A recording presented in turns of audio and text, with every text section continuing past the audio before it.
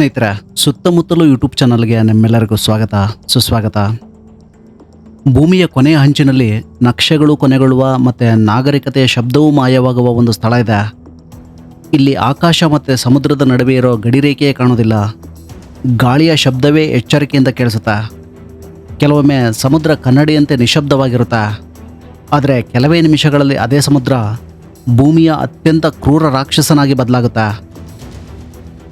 ಅಲೆಗಳು ಕಟ್ಟಡಗಳ ಎತ್ತರಕ್ಕೆ ಹೇರ್ತವೆ. ಗಾಳಿಯ ವೇಗ ಗಂಟೆಗೆ 100 ಕಿಲೋಮೀಟರ್ಗಳಷ್ಟು ತಲುಪುತ್ತೆ. ಮತ್ತು ಸಾವಿರಾರು ಟನ್ ತೂಕದ ಹಡಗುಗಳು ಆಟಿಕೆಗಳಂತೆ ಮೇಲಿಂದ ಕೆಳಕ್ಕೆ ಎಸೆಯಲ್ಪಡ್ತವೆ.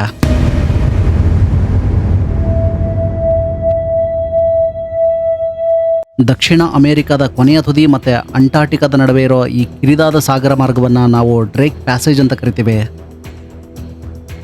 ಇದನ್ನು ದಾಟಿದ ನಾವಿಕರಿಗೆ ಇದು ಕೇವಲ ಒಂದು ಸಮುದ್ರ ಮಾರ್ಗವಲ್ಲ, ಅದು ಧೈರ್ಯದ ಪರೀಕ್ಷೆ, ಪ್ರಕೃತಿಯ ನ್ಯಾಯಾಲಯ ಮತ್ತು ಬದುಕುಳಿಯುವ ಹೋರಾಟ. ಸ್ನೇಹಿತರೆ, ನಾವಿಕರ ಪ್ರಪಂಚದಲ್ಲಿ ಇಂದಿಗೂ ಕೂಡ ಒಂದು ಪ್ರಸಿದ್ಧವಾದ ಮಾತಿದೆ: ನೀನು ಡ್ರೇಕ್ ಪ್ಯಾಸೇಜನ್ನು ದಾಟೋದಿಲ್ಲ, ಡ್ರೇಕ್ ಪ್ಯಾಸೇಜ್ ನಿನ್ನನ್ನು ದಾಟೋದಕ್ಕೆ ಪರ್ಮಿಷನ್ ಕೊಡುತ್ತೆ. ಈ ರೀತಿಯಾಗಿ ಸೈಲರ್ಸ್ಗಳು ಮಾತಾಡೋದು ಸಾಮಾನ್ಯ.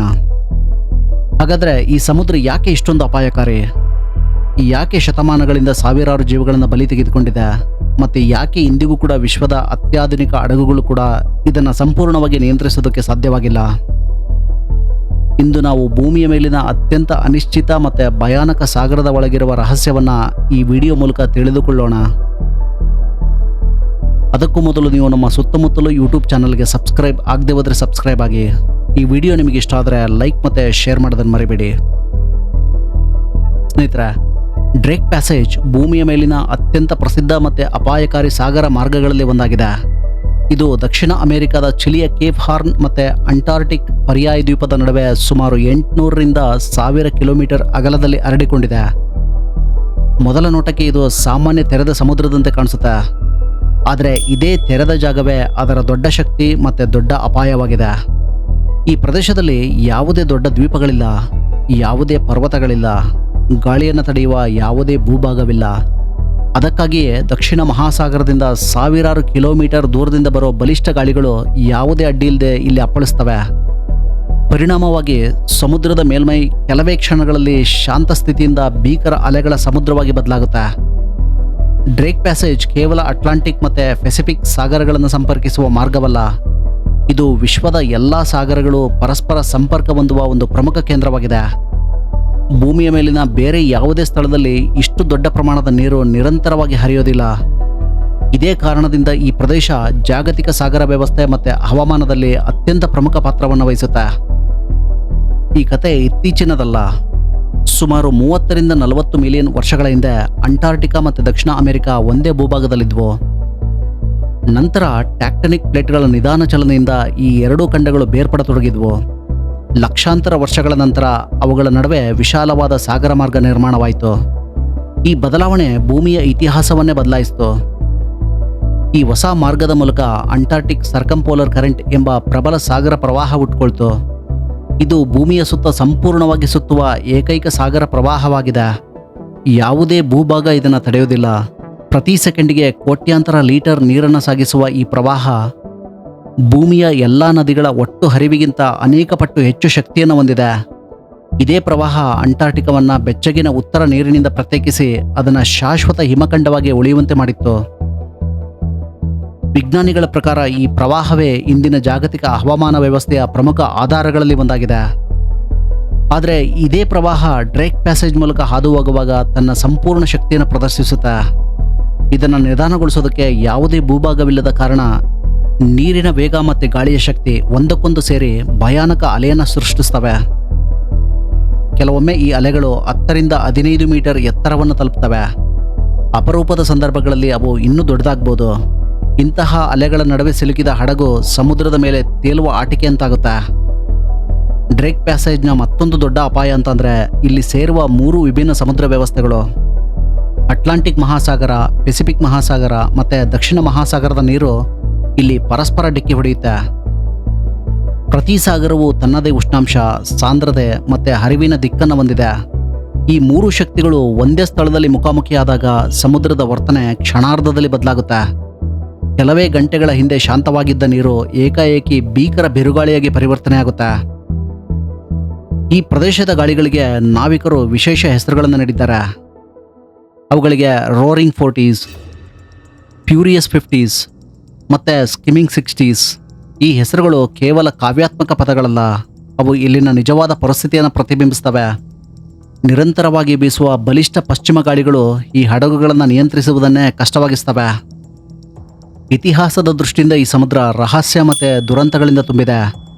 1525ರಲ್ಲಿ ಸ್ಪ್ಯಾನಿಷ್ ನಾವಿಕ ಫ್ರಾನ್ಸಿಸ್ಕೋ ಡೆ ಓಸೆಸ್ ಮೊದಲ ಬಾರಿಗೆ ಈ ತೆರೆದ ಸಮುದ್ರವನ್ನು ಗಮನಿಸಿದ್ದಾನೆ ಅಂತ ಇತಿಹಾಸ ಹೇಳುತ್ತೆ. ನಂತರ 1578ರಲ್ಲಿ ಸರ್ ಫ್ರಾನ್ಸಿಸ್ ಡ್ರೇಕ್ ತನ್ನ ಹಡಗುಗಳೊಂದಿಗೆ ಮೆಗಲನ್ ಜಲಸಂಧಿಯನ್ನು ದಾಟುವಾಗ ಭೀಕರ ಬಿರುಗಾಳಿಯಲ್ಲಿ ಸಿಲುಕಿದ. ಆ ಬಿರುಗಾಳಿಯೇ ಅವನನ್ನು ದಕ್ಷಿಣದ ತೆರೆದ ಸಮುದ್ರಕ್ಕೆ ತಳ್ಳಿತು. ಅಲ್ಲಿಯೇ ದಕ್ಷಿಣ ಅಮೆರಿಕದ ಕೆಳಭಾಗದಲ್ಲಿ ನಿಜವಾದ ತೆರೆದ ಸಾಗರವಿದೆ ಅಂತ ಅವನಿಗೆ ಸ್ಪಷ್ಟವಾಯಿತು. ಇದೆಲ್ಲವನ್ನೂ ಮೊದಲ ಬಾರಿಗೆ ಗಮನಿಸಿದ ಸರ್ ಫ್ರಾನ್ಸಿಸ್ ಡ್ರೇಕ್ ಹೆಸರಿನಲ್ಲಿಯೇ ಇಂದು ಡ್ರೇಕ್ ಪ್ಯಾಸೇಜ್ ಎಂದು ಇದು ಪ್ರಸಿದ್ಧಿಯಾಗಿದೆ. ಶತಮಾನಗಳ ಕಾಲ ಮರದ ಹಡಗುಗಳು ಈ ಮಾರ್ಗವನ್ನು ದಾಟೋದಕ್ಕೆ ಪ್ರಯತ್ನಿಸಿದವು. ಆದರೆ ಅನೇಕ ಹಡಗುಗಳು ಡೆಸ್ಟಿನೇಷನ್ನ ಎಂದಿಗೂ ಕೂಡ ತಲುಪಲಿಲ್ಲ. ಕೆಲವು ಬಿರುಗಾಳಿಯಲ್ಲಿ ಮುಳುಗಿದ್ವು, ಕೆಲವು ಹಿಮಪರ್ವತಗಳಿಗೆ ಡಿಕ್ಕಿ ಹೊಡೆದ್ವು, ಇನ್ನು ಕೆಲವು ಹಡಗುಗಳ ಸುಳಿವು ಇಂದಿಗೂ ಸಿಕ್ಕಿಲ್ಲ. ನೂರಾರು ಹಡಗುಗಳು ಮತ್ತು ಸಾವಿರಾರು ನಾವಿಕರು ಈ ಸಮುದ್ರದಲ್ಲಿ ಕಣ್ಮರೆಯಾಗಿದ್ದಾರೆ. ಅದಕ್ಕಾಗಿಯೇ ಹಳೆಯ ನಾವಿಕರು ಈ ಡ್ರೇಕ್ ಪ್ಯಾಸೇಜನ್ನು ಸಮುದ್ರದ ಸ್ಮಶಾನ ಅಂತ ಕರಿತಾ ಇದ್ರು. ಆಧುನಿಕ ತಂತ್ರಜ್ಞಾನ ಬಂದರೂ ಪರಿಸ್ಥಿತಿ ಸಂಪೂರ್ಣ ಬದಲಾಗಿಲ್ಲ.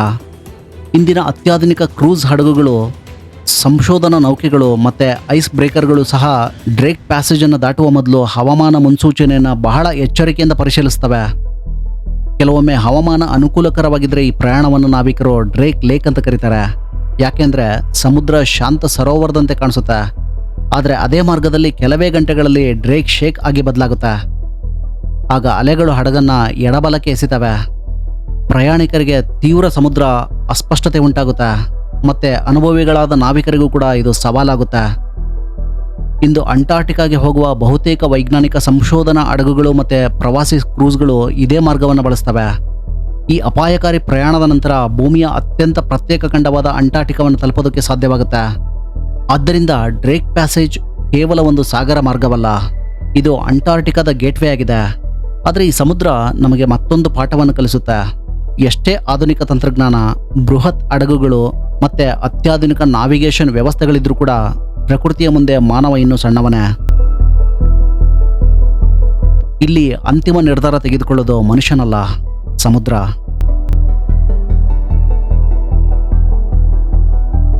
ಡ್ರೇಕ್ ಪ್ಯಾಸೇಜ್ ಕೇವಲ ನೀರಿನ ವಿಸ್ತಾರವಲ್ಲ, ಇದು ಭೂಮಿಯ ಭೌಗೋಳಿಕ ಇತಿಹಾಸ, ಹವಾಮಾನ ವ್ಯವಸ್ಥೆ, ನಾವಿಕರ ಸಾಹಸ ಮತ್ತು ಪ್ರಕೃತಿಯ ಅಪಾರ ಶಕ್ತಿಯ ಜೀವಂತ ಸಾಕ್ಷಿಯಾಗಿದೆ. ಶತಮಾನಗಳು ಕಳೆದರೂ ಕೂಡ ಈ ಸಮುದ್ರ ತನ್ನ ನಿಯಮಗಳನ್ನು ಬದಲಾಯಿಸಿಲ್ಲ. ಇಲ್ಲಿ ಪ್ರತಿಯೊಂದು ಅಲೆಯೂ ಒಂದು ಕಥೆಯನ್ನು ಹೇಳುತ್ತೆ, ಪ್ರತಿಯೊಂದು ಬಿರುಗಾಳಿಯೂ ಒಂದು ಎಚ್ಚರಿಕೆಯನ್ನು ಕೊಡುತ್ತೆ, ಪ್ರತಿಯೊಂದು ಪ್ರಯಾಣವೂ ಪ್ರಕೃತಿಯ ಎದುರು ವಿನಯದಿಂದ ಬದುಕೋದನ್ನು ಕಲಿಸುತ್ತೆ. ಈ ವಿಡಿಯೋ ನಿಮಗೆ ಇಷ್ಟ ಆದರೆ ಲೈಕ್ ಮತ್ತು ಶೇರ್ ಮಾಡೋದನ್ನು ಮರಿಬೇಡಿ. ಇಂತಹ ರೋಚಕ ಮತ್ತು ಅತ್ಯದ್ಭುತ ವಿಡಿಯೋಗಳಿಗಾಗಿ ಸುತ್ತಮುತ್ತಲ ಯೂಟ್ಯೂಬ್ ಚಾನಲ್ಗೆ ಸಬ್ಸ್ಕ್ರೈಬ್ ಆಗಿ. ವೀಕ್ಷಿಸಿದ್ದಕ್ಕಾಗಿ ಧನ್ಯವಾದಗಳು. Take care.